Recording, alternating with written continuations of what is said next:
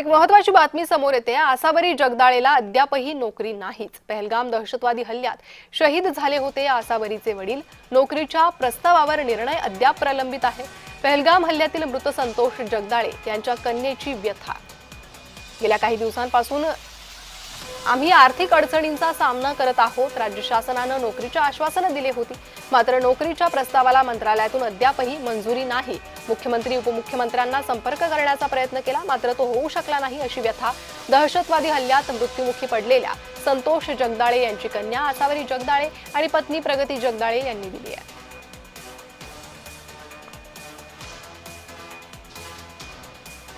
10 महिने झाले माझं अजून जॉबचं काम झालेलं नाही आहे पूर्ण। ते म्हणाले होते की ते मला सरकारी नोकरी देते म्हणून, पण अजूनही त्या गोष्टीवर काही पुढे हालचाल झालेली नाही आहे। आता मेधाताईंनी गृहमंत्री अमित शहांना आमच्या वतीने, आमच्या कुटुंबियाच्या वतीने एक पत्र लिहिलं आहे। त्याच्यामध्ये त्यांनी जे सरकारने केलेले प्रॉमिसेस आहेत ते पण मेन्शन केलेत। ॲटलिस्ट आता तरी ते काम हवं अशी माझी अपेक्षा आहे। अधिक माहिती या संदर्भात घेणार आहोत। आमचे प्रतिनिधी रोहन कदम सध्या आपल्यासोबत जोडले गेले आहे। रोहन, तुमच्या समोर काय व्यथा मांडलेल्या आहेत त्यांनी? नेमकं काय म्हटलंय? आसावरी जगदाळेंचं म्हणणं काय?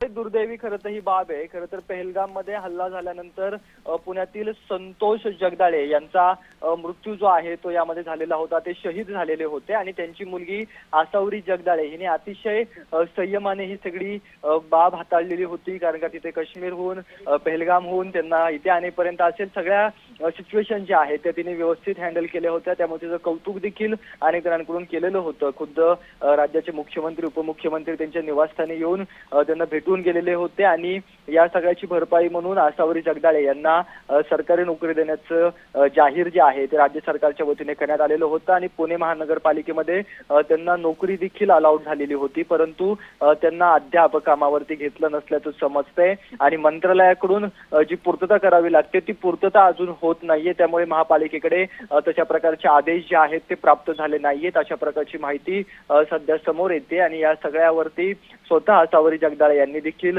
दुःख जे आहे ते माध्यमांसमोर व्यक्त केलेलं आहे। आता त्यांनी सांगितल्याप्रमाणे त्यांनी स्वतः मुख्यमंत्री देवेंद्र फडणवीस असतील, उपमुख्यमंत्री एकनाथ शिंदे असतील यांच्याशी संपर्क करण्याचा प्रयत्न केलेला आहे, परंतु त्यांच्यासोबत संपर्क किंवा त्यांच्यासोबत बोलणं जे आहे ते अद्याप झालेलं नाहीये। त्यामुळे हे सगळं अद्यापपर्यंत रखडलेलं पाहायला मिळतंय। परंतु ज्यावेळेस पहलगाम हल्ला झाला त्यावेळेस संतोष जगदाळे यांच्या कुटुंबियांना भेटण्यासाठी किंवा याच आसावरी जगदाळे यांना भेटण्यासाठी अनेक राजकीय नेते मंडळी येऊन गेले। त्यामध्ये अगदी शरद पवार असतील, जे पी नड्डा असतील, मुख्यमंत्री देवेंद्र फडणवीस, उपमुख्यमंत्री अजित पवार, त्यावेळेस जे अजित पवार उपमुख्यमंत्री होते, त्याचबरोबर उपमुख्यमंत्री एकनाथ शिंदे, हे सगळेजण जे आहेत ते त्यावेळेस त्यांना भेटायला देखील आलेले होते।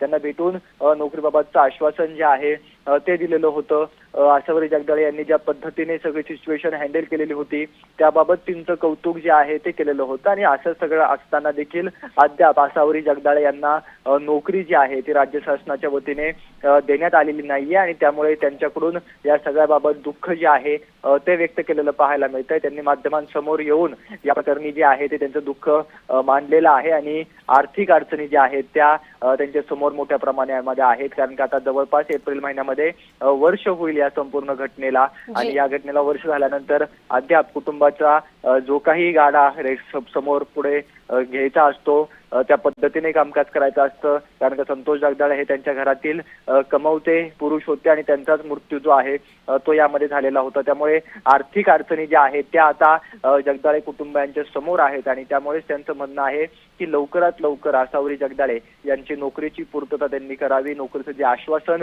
राज्य सरकारच्या वतीने त्यांना देण्यात आलेलं होतं, पुणे महानगरपालिकेमध्ये त्यांना नोकरी देण्यात येणार होती, त्याबाबतचे निर्देश जे आहेत ते मंत्रालयातून अद्याप जाहीर झालेले नाहीये। त्यामुळे मंत्रालयातून तातडीने हे सगळे कामकाज व्हावं अशा प्रकारची मागणी त्यांच्याकडून व्यक्त केली जाते। जी रोहन, धन्यवाद तुम्ही दिलेल्या सविस्तर माहितीसाठी।